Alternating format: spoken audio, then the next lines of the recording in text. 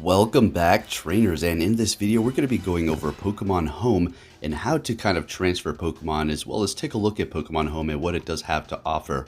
Now, if you're out of the loop, what is Pokemon Home? Well, if you're just playing Pokemon Go, basically it's just going to be a place to store Pokemon that you cannot transfer back, but you can have a little fun with them, I suppose, and we're going to be looking at all that and going over my experience with it as well, and the downfall to it.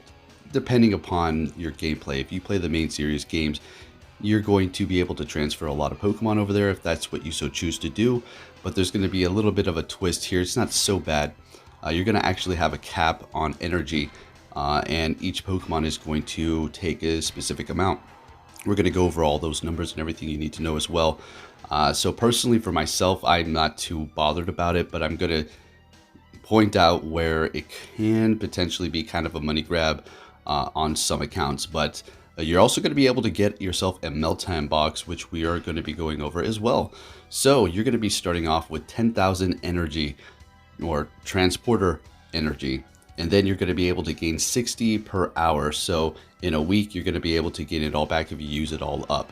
So 10,000, okay, that's going to be equivalent to $10 if you do use it up. If you do want to buy it back immediately and you do not want to wait that week period or whatever period that it takes you to regain the transporter energy, 60 per hour. So there you have that. You'll be starting off with that. Now, starting it off with the legendaries, the base is going to be 1,000, and then for a shiny it's going to be 9,000. And then if you do take a look at the bottom part where it's going to show you 1,001 to 2,000 CP, that is going to be an additional 300 for the base, so that's going to cost you 1,300. And then for 2,000 plus CP, that's going to be 500, so that's going to go for 1,500 transporter energy for the legendaries. And then for the shiny, it's just going to be a flat 9,000, so that's going to be one per week.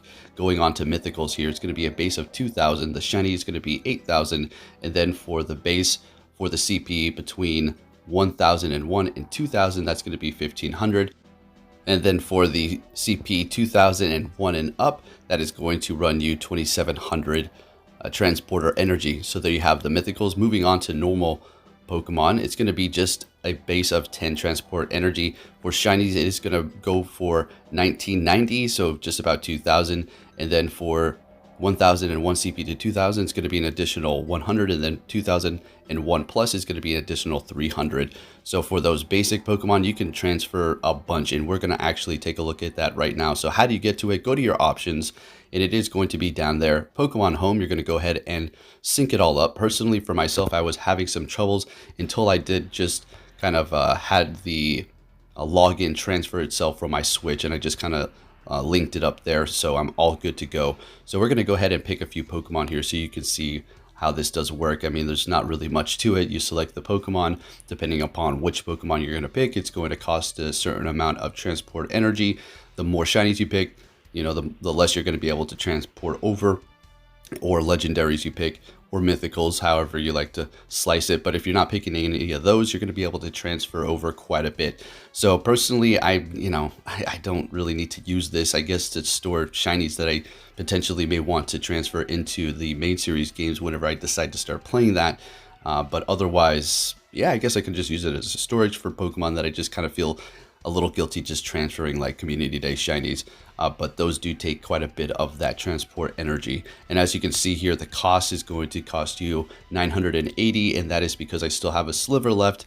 So yeah, if you're a little impatient, then it is going to cost you money, but if you are going to be patient, then you're going to be able to get through that and then transfer again. But if you're trying to transfer shiny legendaries, it's going to cost you quite a bit. So you are going to be able to get yourself a mystery box if you do play the main series games, that is going to allow you to get a level 100 Melmetal that can Gigantamax, Gigamax. I keep mixing those up. It's going to be able to do that, and that's a nice little gift if you do play Sword and Shield.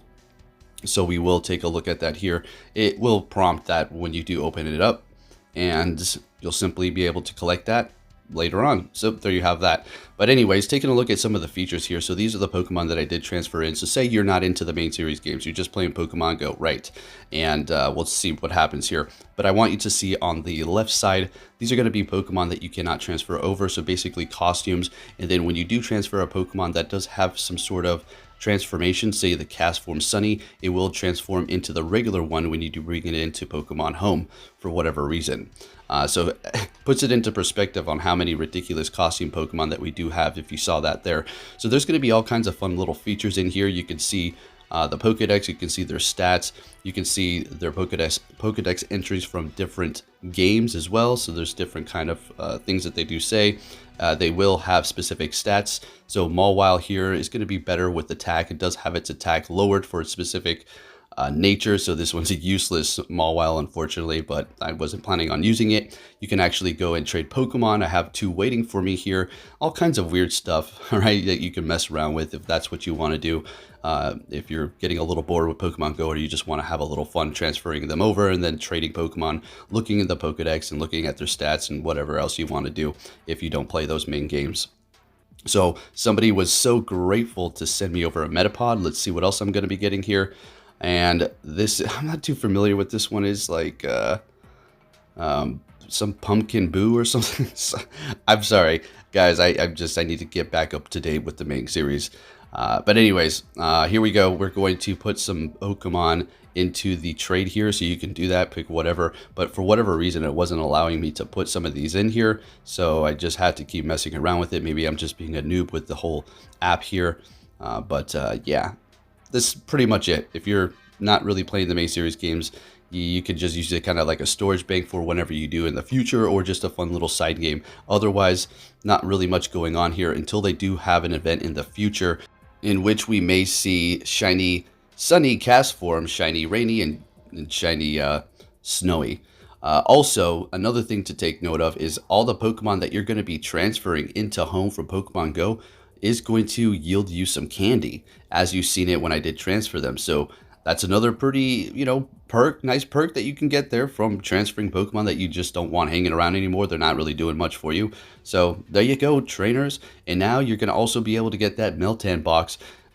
There's going to be an event in the future, maybe, that may revolve around shiny Meltan. So just no information on it yet, but we'll see what happens. But for now, go ahead and collect those. I did have some snowy weather, so I'm going to go ahead and turn that on and get these weather boosted Meltans and just collect some more. I'm already set. I don't need any more, but might as well just collect some right now. So there you have it. You don't need a Switch to get the Meltan box anymore. You can do it through Home. Pretty awesome, because we all know Melmetal is fantastic in the Master League. So if you did enjoy this video, please give it a big thumbs up, subscribe if you're new, turn notifications on, and I'll be keeping you updated on everything Pokemon Go. Thanks for watching, and I'll catch you all next time.